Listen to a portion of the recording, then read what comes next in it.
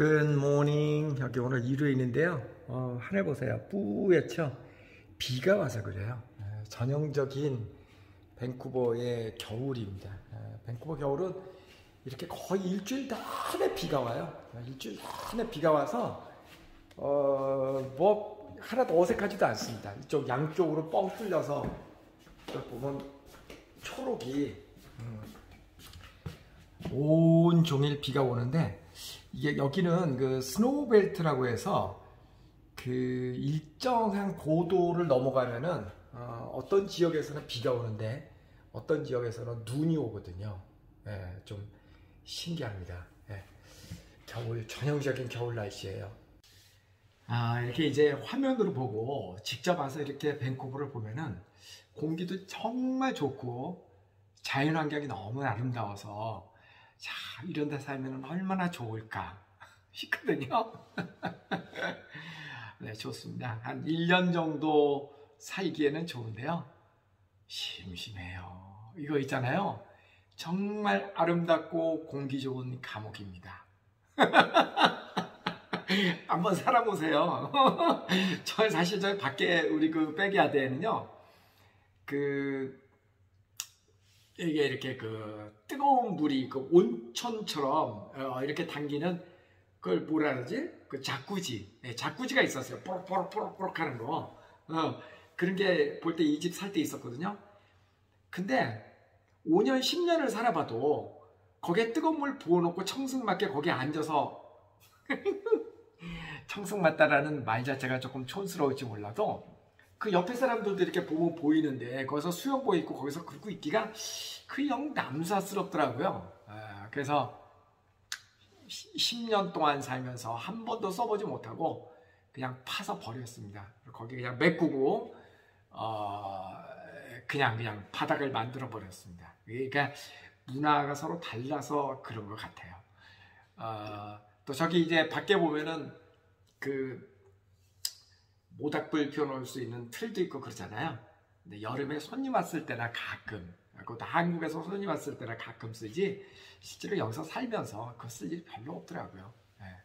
어쨌든 그 말이 참 맞는 말입니다. 캐나다나 또 미국, 호주, 뉴질랜드, 다운타운 말고요, 시내 말고 조금 이렇게 외곽 지역 그런 데는 아름다운 감옥. 그러니까 그런 얘기 많이 하잖아요. 이런 그 캐나다 같은 나라는 재미없는 천국, 그리고 한국은 재미있는 지옥, 그런 얘기 하잖아요. 뭐 왔다 갔다 하면서 사는 게 제일 좋지만, 그래도 꼭 한 군데서 살으라 그러면 나는 재미있는 지옥에서 산다의 한 표. 그러니까 이런 캐나다는요, 미국하고 또 조금 달라서 이렇게 막 많은 돈을 벌고 그러는 게 좀 힘듭니다. 이 나라는 일단 인구도 그렇게 많지 않고요, 땅도 넓고, 그리고 세금도 굉장히 많고, 그래서 그런 말이 있죠. 잘 살기도 힘들고 못 살기도 힘들다. 이 나라에서는 거의 모든 것들이 국가에서 지원을 해주잖아요. 일단 교육비가 안 들잖아요. 초, 중, 고 공짜. 물론 이제 사립학교는 돈을 냅니다만은 공립학교는 다 공짜. 이 공짜의 의미가 어느 정도 공짜냐면, 학용품, 그러니까 이제 그 미술 시간에 준비물 같은 거 해오는 거 있잖아요. 오늘 뭐 진흙, 찰흙을 가지고 뭐를 한다, 뭐 색도가지를 가지고 뭐를 한다, 그런 것도 다 학교에서 줍니다. 그러니까 그야말로 공짜입니다. 공짜고, 대학교도 우리나라 등록금처럼 그렇게 비싸지 않습니다. 여기가 이제 영연방 국가이기 때문에 유럽 계열의 학교들이 그렇잖아요. 그죠? 공부할 사람만 하라, 약간 그런 거잖아요. 그래서 대학 들어가기는 조금 쉬운데 졸업하기가 굉장히 어렵죠. 공부 많이 안 할 사람은 오지 마라, 이거니까. 그러니까 일단은 학비는 거의 안 됩니다. 많이 안 됩니다. 우리나라에서, 한국에서 제일 많이 드는 비용이 크게 한 두세 가지. 우선 첫째는 주거 비용이 한국은 굉장히 많이 들죠. 그죠? 주거 비용 많이 들고, 그 다음에 두 번째는 아이들 키우면서 교육비가 굉장히 많이 들잖아요. 사교육비가. 그죠? 그 다음에 뭐 세 번째는 의료비, 뭐 이런 정도가 제일 크게 드는 비용 아닌가요? 뭐 식비나 이런 것들은 뭐 비슷할 것 같고요. 근데 이 나라에서는요, 일단은 교육비는 한국에 비해서는 월등하게 적게 듭니다. 그리고 사교육이 뭐 우리나라만큼 그렇게 유행하는 나라는 아니니까요. 미국도 우리나라보다는 어쩌면 좀 적게 들죠. 그러나 미국은 이제 대학교가 이 캐나다보다는 훨씬 학비가 비싸죠. 이 나라도요, 캐나다도 그렇고 미국도 그렇고 사교육을 하기는 합니다. 안 하는 건 아닌데 사교육의 종류가 조금 다르죠. 우리나라는 정말 국영수 이런 거 위주로 많이 하고 사이드로 뭐 태권도, 음악, 미술 이런 거 하지만 사실 이제 미국이나 캐나다나 이런 나라에서는 사교육 시장이 뭐 국영수 이런 거라기보다는 주로 스포츠 활동, 악기 이런 거에 대한 거를 많이 하죠. 그리고 학교 다니면서 자원봉사 활동도 굉장히 많이 하고 실제로 이제 국영수 과목, 실제로 이제 이렇게 학습하는 과목에 대해서 사교육을 많이 받는 그런 그 집단들은 주로 한국 사람, 중국계 사람들입니다. 그런 사람들은 굉장히 그쪽에 사교육비를 많이 쓰죠. 미국, 캐나다에 살고 있으면서도. 근데 그거 아세요? 미국, 캐나다에서는요, 특히 미국에서는 그 대학교 입시에 쿼터제가 있어요. 그 인종별 쿼터제. 왜냐하면 그냥 냉정하게 점수만 가지고 입학을 시키면 뭐 하버드 대학 같은데 백인들 별로 못 갈 겁니다. 워낙 한국 사람, 중국 사람들이 공부를 잘해서. 그래서 이렇게 인종별로 쿼터를 뒀기 때문에 한국계, 중국계 사람들은 조금 더 공부를 더 잘해야만, 점수가 좋아야만 들어갈 수가 있습니다. 그런 점이 있어요. 우리는 이제 한국계, 중국계 사람들은 이 나라가 이제 본래 우리 조국이 아니잖아요. 그러다 보니까 뭐 어쩔 수 없죠. 가지지 못한 사람들이라 더 많이 공부하고 그래서 사실 대부분의 학교에서요, 탑 클래스에 있는 공부 잘하는 최고 수준의 그 학생들은 한국계, 중국계 학생들이 많습니다. 의외로 중국계 학생들이 공부 잘하는 사람들이 많습니다. 중국은 더군다나 요즘은 이제 그게 풀렸습니다만은 얼마 전까지만 해도 1가구 1주택이 아니라 한 가정 한 자녀였잖아요, 법적으로. 그러니까 얼마나 귀하게 아이들을 키웠겠습니까? 그리고 막 신흥부자들이 많이 생기면서 그 금쪽 같은 자기 아이 하나, 그래서 이 아이들을 키우기 위해서 정말 막대한 교육비를 투자하고 그래서 중국 아이들이 미국이나 캐나다에서도 공부를 잘하는 아이들이 상당히 많이 있습니다. 그럼에도 불구하고 나중에 이제 좋은 대학 가는 그 숫자들은 백인들이 많죠. 왜냐하면 그런 쿼터제 때문에 그렇습니다. 또 흑인들은 아프리칸 아메리칸이라고 그러죠. 보통 흑인들은 상대적으로 쿼터 혜택을 받죠. 그래서 조금 점수가 낮아도 그 쿼터 때문에 조금 더 좋은 대학을 갈 수 있고 그렇습니다. 어쨌든 교육비나 이제 캐나다를 기준으로 하면 교육비는 한국에 비해서 월등히 적게 들지요. 맞죠? 그리고 사실 뭐 스포츠 활동이라든가 이런 것들도 꼭 사교육이 아니라 여기는 그 우리로 따지자면 뭐 구민회관 이런 거 모든시 사실 여기 제가 살고 있는 거는 이게 저 포트무디라고 하는 아주 조그만 도시인데요. 포트무디 인구가 5, 6만 그 정도밖에 안 될 겁니다. 정확하게는 제가 모르지만 그러니까 따지고 보면 우리나라 한 개 서울의 동인구도 안 되거든요. 어떤 의미에서는. 근데 모든 이렇게 작은 도시라도 시티라고 하는 이름이 붙은 도시는 그러면은 그 도시에는 문화센터가 있습니다. 다시 해서 라이브러리도 있고 그 도시의 시립 도서관도 있고 그 다음에 그 도시에 그 수영장도 있고 스포츠 클럽이 있고 다 있거든요. 그런데 가면은 저렴한 비용으로 우리도 그렇잖아요. 구민회관 가면은 저렴한 비용으로 많은 그 프로그램들, 문화 프로그램들, 스포츠 프로그램들을 즐길 수 있죠. 여기도 그런 게 굉장히 잘 돼 있어서 어떻게 보면 뭐 그런 그 예체능 과목 그런 것도 비용이 우리나라만큼 많이 들지는 않습니다. 자, 결론적으로 얘기해서 교육비는 월등하게 적게 드는 게 맞습니다. 그 다음에 많이 드는 게 뭐죠? 그 다음에 이제 주거비용.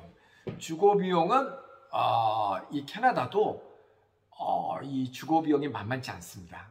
만만치 않은데 특히 지난 한 20년 동안 많이 올랐어요. 정말 많이 올랐습니다. 이 주택값을 끌어올린 거는 전 세계적으로 사실 그 중국 사람들이 전 세계에 진출하면서 땅값 올리고 집값 올리고 하는데 1등 공신입니다. 우리나라 제주도도 그렇잖아요. 제주도 땅값 많이 올랐죠. 그거 다 중국 사람들이 올린 땅값이잖아요. 그죠? 이게 제주도뿐만 아니라 전 세계의 공통적인 현상입니다. 그래서 특히 이 밴쿠버는 중국 사람들, 돈 많은 중국 사람들이 굉장히 많거든요. 중국 사람들이 대거 진출하면서 땅값, 집값을 많이 올려놨습니다. 그러다가 이제 조금 떨어지긴 했지만 사실 최근 들어서 이 코로나 사태 이후에 우리나라도 마찬가지로 집값 안 떨어지죠. 여기도 그렇습니다. 여기도 집값이 안 떨어지고 오히려 조금씩 오른다는 그런 이야기가 있거든요. 집값, 그렇죠. 주거비용이 제법 듭니다. 그런데 우리나라에서 드는 주거비용의 개념하고 여기에서 주거비용의 개념이 조금 다르죠. 이곳 사람들은 비교적 우리나라보다는 비교적 저렴하게 월세를 살면서 살 수 있는 방법들도 많이 있고요.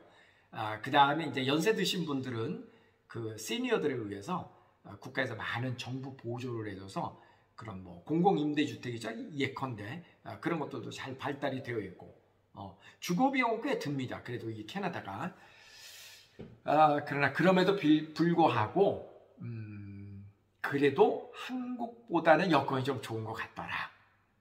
여기도 다운타운 쪽에는요 많이 비쌉니다. 여기도 집값은요 환경값입니다.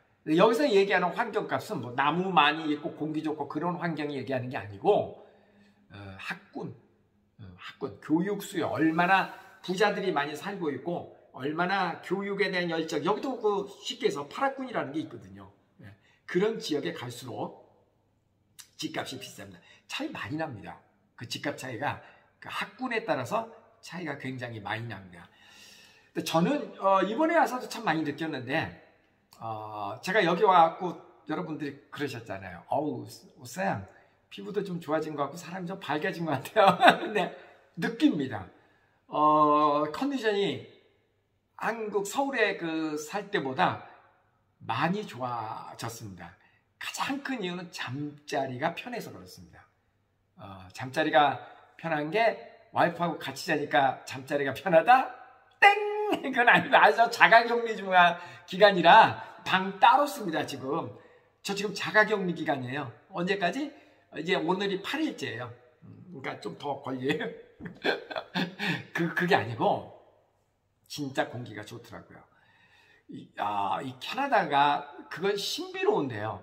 우리나라에서는 1년 중에 문을 활짝 열어놓고 잠을 잘 수 있는 기간이 여러분이 사시는 지역에서는 며칠이나 됩니까? 며칠이나 돼요? 1년에 도심이라 그러면 제가 살고 있는 데서 서초동 단 하루도 없습니다. 문 활짝 열어놓고 잠을 잘 수 있는 기간이 단 하루도 없습니다. 뭐 도둑이 들어올까봐? 그거는 아니고요. 도둑은 들어올 수가 없습니다. 높은 빌딩이라.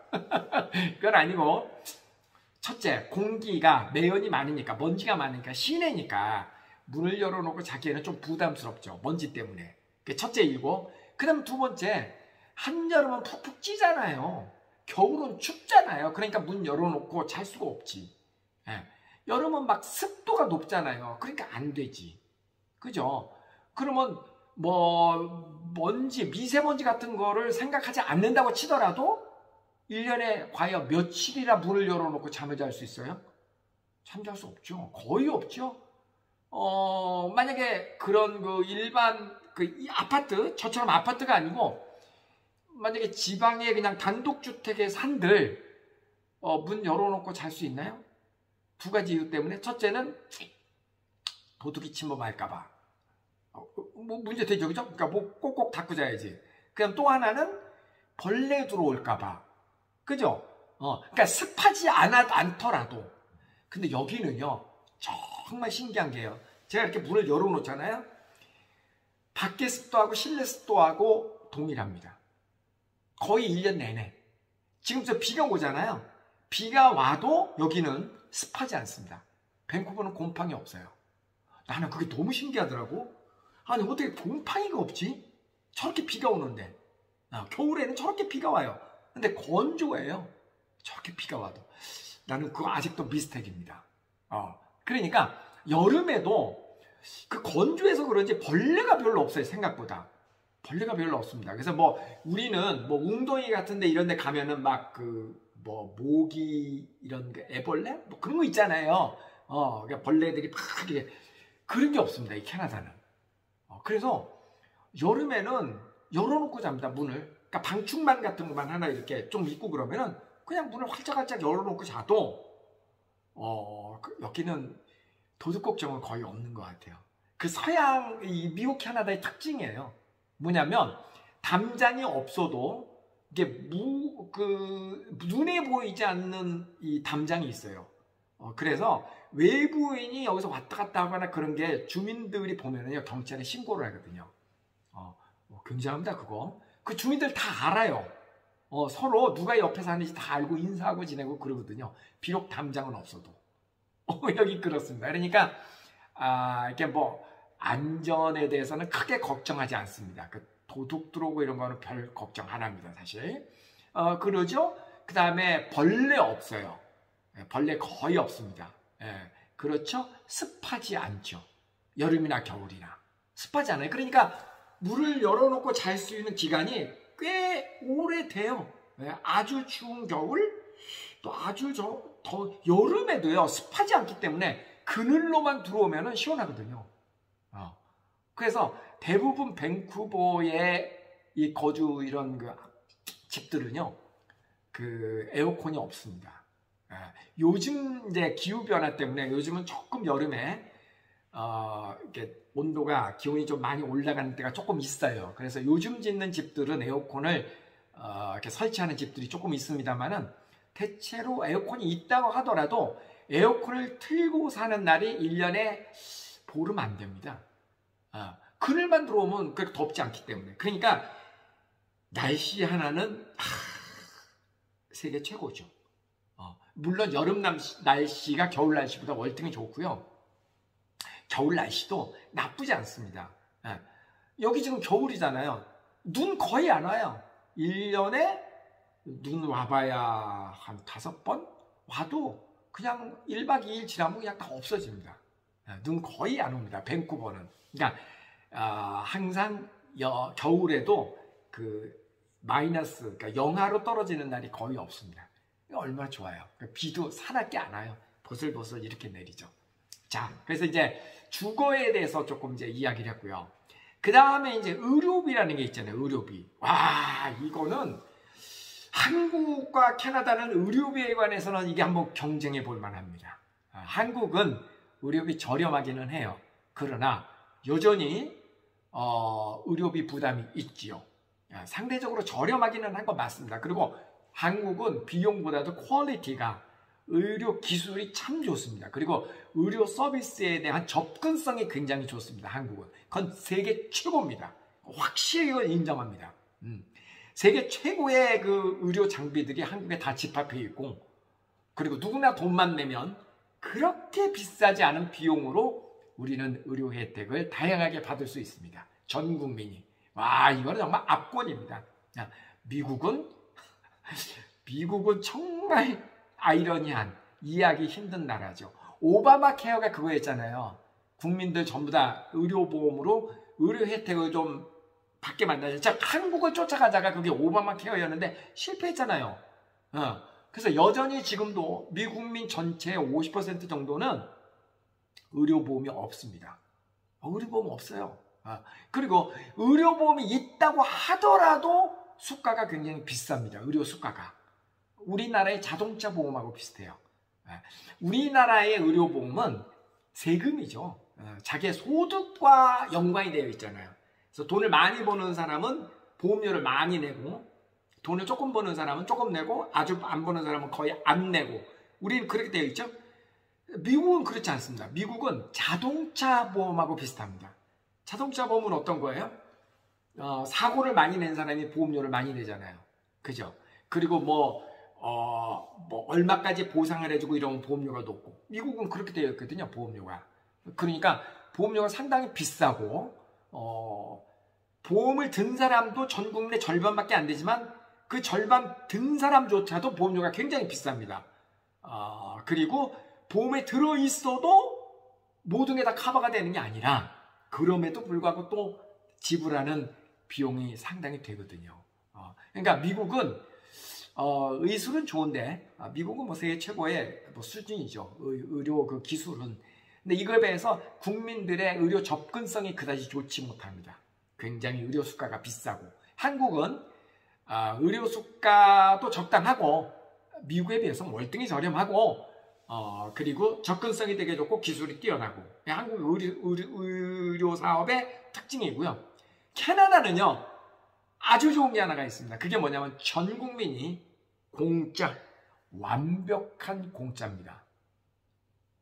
놀랍죠? 여기는 의료 보험료 자체를 안 냅니다. 언제서부터? 얼마 안 됐어요. 이 밴쿠버 지역 BC주에서 의료보험료를 모든 사람이 한 푼도 안 낸 게 몇 년 안 됐습니다. 그전에도 많이 내진 않았어요. 근데 지금은 아예 여기 BC주, 다른 지역은 잘 모르겠는데 보험료 자체가 아예 없습니다. 의료보험이 없어요. 그러니까 여기에 그 영주권자, 시민권자, 여기에 살고 있는 사람들은 이 케어카드, 다시 얘기해서 보험증만 갖고 있으면 여기에 영주권자, 시민권자들은 무조건 공짜입니다. 어디까지 공짜냐면 의사 보고 그 다음에 수술하고 다 공짜, 입원하고 공짜, 이게 다 공짜입니다. 대단하죠? 네. 뭐 엑스레이 찍고 공짜, 그 다음에 뭐 CT 찍고 공짜, 펫CT 찍고 공짜, 다 공짜예요. MRI 찍고 공짜. 근데 이게 문제가 뭐냐면 공짜인 대신에 접근성이 조금 불편합니다. 접근성이 불편하다는 얘기는 일반 이제 여기 이제 가정 주치의라는 게 있잖아요. 그래서 이제 가정 그 주치의가 우리 개인의 그 히스토리, 그 의료 기록을 다 가지고 있는데 그 사람을 먼저 찾아가면 이제 그 가정 주치의가 전문의를 이렇게 가정학과 전문의가 전문의를 연결을 해줍니다. 어포인트먼트를 하는데 한 3주 후쯤 보통 예약이 되고 이제 그 전문의를 만나면은 또 뭐 엑스레이 찍고 우리는 돈만 내면 CT 찍고 MRI 찍고 한 방에 쫙 갈 수 있잖아요. 여기 그게 안 됩니다. 왜? 공짜니까. 그러니까 이거 찍고 이걸 또 찍어봐야 되나? 그럼 그 다음에 또 허락해주면 여기 찍고 또 찍어봐야 되나? 그럼 또 찍고 이렇습니다. 그러니까 그 흔한 말로 앓느니 죽는다 이런 말이 실제로 여기서 일어나기도 합니다. 그래서 급한 사람들은 한국에 가잖아요. 한국에 가면 물론 여기 있는 교포들이 한국 가면 당장 의료보험이 되지는 않죠.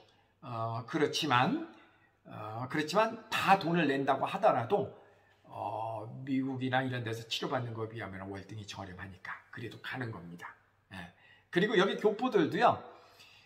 뭐 캐나다 시민권자라고 하더라도 또 미국 시민권자라고 하더라도 한국에서 3개월인가 그 이상 살고 나면 그 이후에는 한국의 의료보험 혜택을 받을 수가 있습니다. 자, 다시 얘기해서 이제 의료비 같은 거 보면은 여기는 정말 월등히 그 돈이 아예 한국에 비하면 아예 돈이 안 드니까 그죠? 조금 접근성은 떨어지지만 그래도 그러니까 이런 환자들은 되게 좋은 거예요. 뭐 암 환자, 그러니까 치료보다 케어가 필요한 장기적인 이렇게 케어가 필요한 그런 환자들은 캐나다 좋습니다.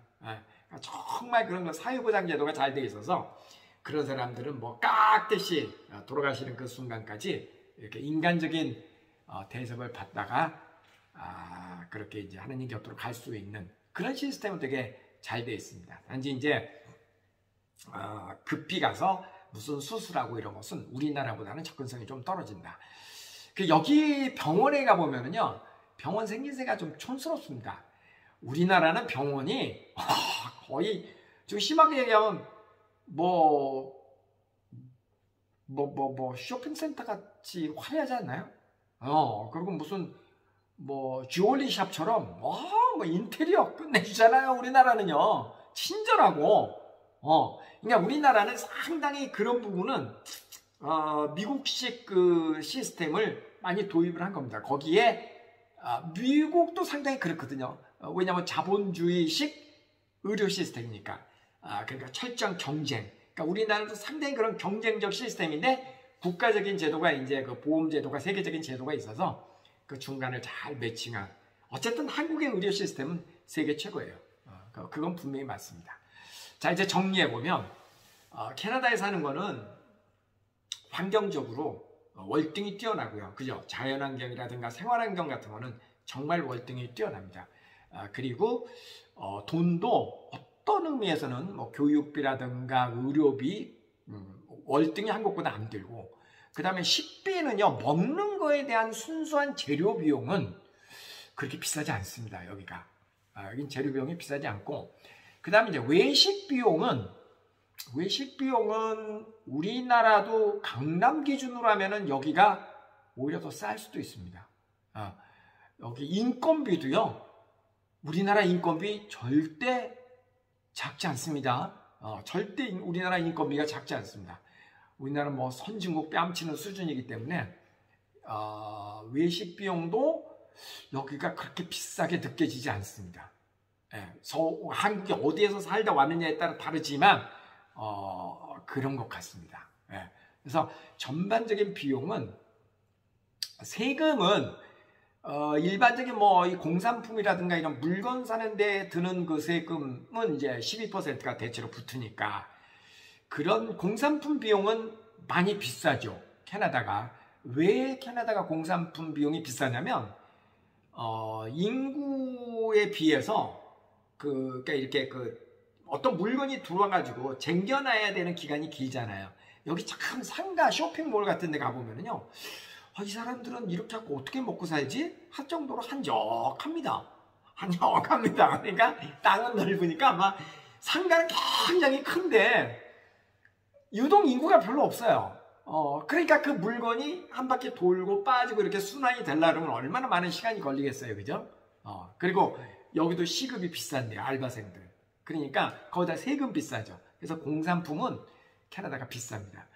여기서 생산하는 공산품 거의 없습니다. 캐나다는 다 수입하는 나라입니다. 자동차, 메이드 인 캐나다 자동차 있어요? 없죠.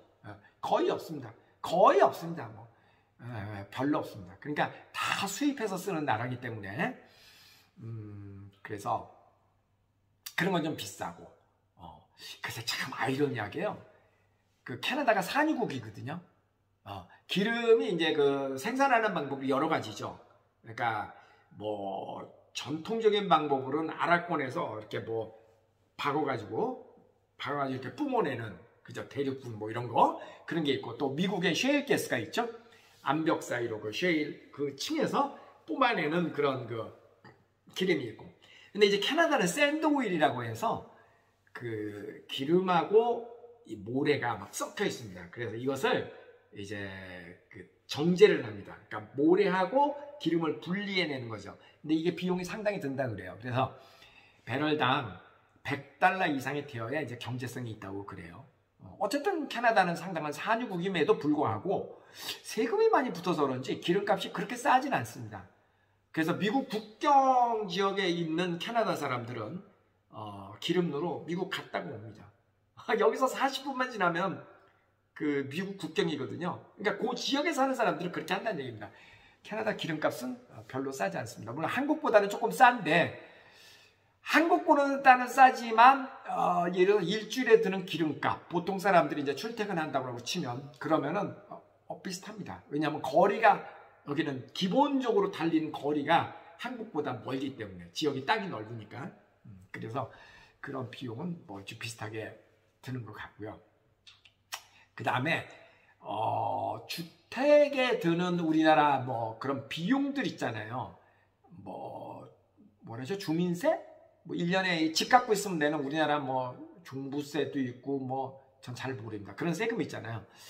여기는 뭐 그게 그렇게 비싼 것 같지는 않아요. 그런 거 비싼 것 같지는 않고, 주택이 하나만 있을 때는 매매 양도 차익이 생겨도 돈 내지 않습니다. 양도세가 없고, 또 두 채, 세 채 갖고 있을 때는 양도 차익에 대해서 세금을 내는데 별로 안 냅니다. 아주 작은 돈만 내지 우리나라처럼 그렇게 많이 내지 않습니다. 그래서 그런 주택 매매와 관련돼서 내는 세금은 우리나라하고는 비교가 안 될 정도로 저렴합니다. 그리고 여기는 한 가지 재미있는 거는 주택을 이렇게 사는 사람들 있잖아요. 사는 사람들은, 집을 이렇게 매입하는 사람들은 그 부동산 중개 수수료를 내지 않습니다. 파는 사람만 중개 수수료를 냅니다. 그리고 이렇게 부동산을 거래할 때 팔려는 사람은 어떤 한 사람을 그 내 집에 대한 그 판매권을 가지고 있는 사람으로 이렇게 지목을 합니다. 그래서 꼭 그 사람만 이 집을 팔 수 있습니다. 그럼 다른 부동산이 우리 집을 보려고 할 때는 이 사람을 통해서 보는 겁니다. 그리고 또 재미있는 거는 이제 집을 팔라고 내놓잖아요. 그러면은 집을 예를 들어서 이제 그 부동산 리얼터가 중개인이 그 손님하고 이제 언제 보러 가도 되겠습니까? 이렇게 하고 약속을 하잖아요. 약속을 하면은 집주인은 밖에 나가 있어야지 됩니다. 왜 그런 제도를 운영하냐면 이제 집을 보러 온 사람이 이렇게 집을 좀 편안하게 봐야 되는데 거기 그 집주인이 있으면은 좀 거추장스럽잖아요. 부담스럽고. 그래서 집을 보러 오는 사람이 여기저기 보러 다니는 동안에는 집주인은 나가 있어야지 됩니다. 신기하더라고요, 처음에. 그리고 또 한 가지 재밌는 거는 이제 집을 팔잖아요. 그러면은 집을 파는 사람이 집을 이제 특별히 특약을 맺지 않은 경우, 일반적인 경우는 집을 페인트를 다 깨끗하게 칠해주고 그러고 나갑니다. 청소도 깨끗하게 다 해주고 나갑니다. 새를 살았을 때도 대체로 그렇게 합니다. 원상태로 만들어주는 거. 우리나라에서는 그 상가 같은 거는 그렇게 하죠. 원상복귀를 시켜주고 다음 사람한테 이렇게 해주잖아요. 근데 전세 살고 그럴 때는 우리는 나쁜 그 악습이 전해져 와요. 청소를 하고 나가면은 뭐 들어오는 사람이 뭐 재수가 없다 뭐 그런 비슷한 말도 있어요. 그래서 나가는 사람은 청소도 별로 대충 하고 가는 경우가 많이 있더라고요. 저희는 그러지 않았습니다만 들어오는 사람이 보통 청소 많이 하잖아요. 근데 여기는 나가는 사람이 청소를 깨끗하게 해놓고 갑니다. 저도 여기 이 집 처음에 샀을 때 깜짝 놀랐어요. 저는 뭐 부동산에서 알아서 뭐 한국 중개인이 했습니다만은 서양 사람이 여기 살았었거든요. 저는 뭐 구체적으로 그런 거 따질 줄도 모르고 몰랐으니까 뭐 한 20년 전 얘기인데, 근데 딱 왔는데 완전히 새 집이 됐더라고요. 보러 왔을 때보다 뭐 벽도 다 칠해놓고 뭐 못자국도 하나도 없고, 그게 여기는 이제 뭐 관례라고 그러더라고요. 그런 재미있는 제도를 이 나라에서는 운영을 합니다. 자, 오늘 뭐 그 캐나다 이해하기 그냥 생각나는 대로 쭉 한번 읊어봤는데요. 결론은 이런 겁니다.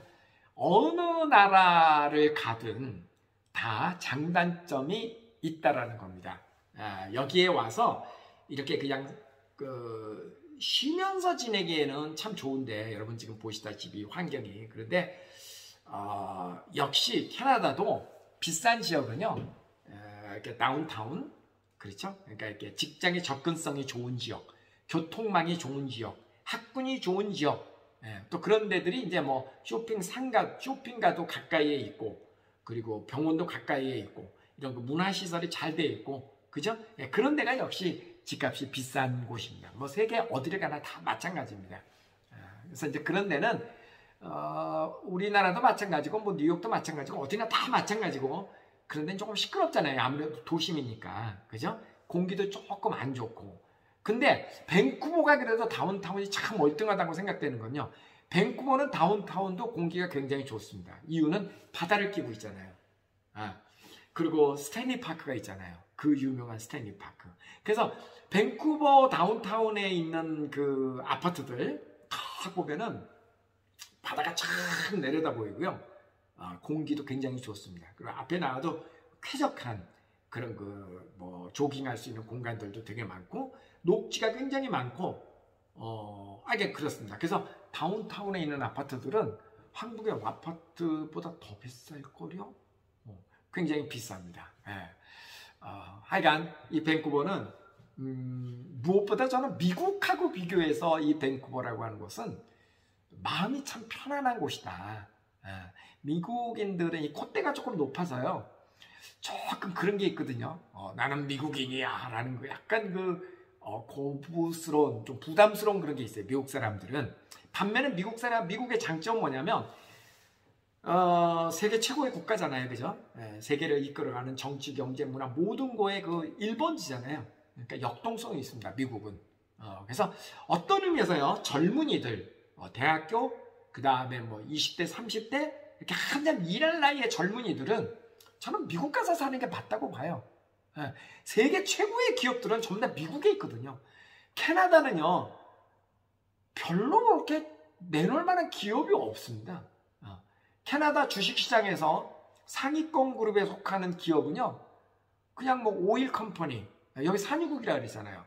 오일 컴퍼니 정도 하고, 그러니까 이쪽은 그 워낙 자연이 좋고, 그러니까 지하 자원, 이 자원이 많은 나라이기 때문에 자원과 관련되는 기업들이 조금 그 사이즈가 큰 기업들이 있고, 그 다음에 이제 뭐 여기 뭐 로얄뱅크, 우리나라로 따지자면 뭐 한국은행인가 그게? 아니죠. 여기서 제일 큰 은행인데, 그 다음 TD뱅크 이런 거요. 국민은행 같은 거. 이런 은행이 그냥 거의 상위 랭킹 뭐 안에 듭니다. 10위권 안에 드는 기업들. 그러니까 기업이 별로 없습니다. 이 나라는 세계적으로 내놓을 만한 기업이 없습니다. 그러니까 젊은 사람들이 와가지고 아메리칸 드림은 있어도 캐나다 드림은 들어본 적이 없거든요. 그러니까 그러기에는 조금 좀 부족한 나라고, 그러기에는 역시 미국을 가야 되고요. 캐나다는 그거보다는 조금 편안하게, 여기 참 편안한 나라입니다. 자연도 좋고 사람들도 온순하고, 그리고 치열한 경쟁이 있는 나라는 분명히 아닙니다. 이 나라는 치열한 경쟁 없습니다. 이 나라는. 그래서 사람들에게서 또 온순한지도 몰라요. 참 사람들이 좋습니다. 이 캐나다 사람들은. 그리고 동양인이라고 해서 제가 여기 거의 뭐 한 20년 가까이 왔다 갔다 했습니다만, 왔다 갔다 하면서 살고 있습니다만은, 동양인이라고 해서 내가 좀 무시당했나? 그런 느낌 받아본 적 없습니다. 그런 느낌 받아본 적 없습니다. 미국은 종종 그런 느낌 받거든요. 그런 장점이 캐나다는 있습니다. 아휴, 참 오성식 말도 많다. 잘 떠드네 혼자. 어머, 36분이야? 40분 가까이 떠들었네. 어머나. 네, 자, 오늘 이제 생각나는 대로 캐나다 온 김에 캐나다 알아보기 한번 얘기를 해봤습니다. 다음 시간에 또 봬요. 가위바위보 해보고요. 가위바위보, 가위바위보, 가위바위보, 가위바위보, 가위바위보. 안녕히 계세요.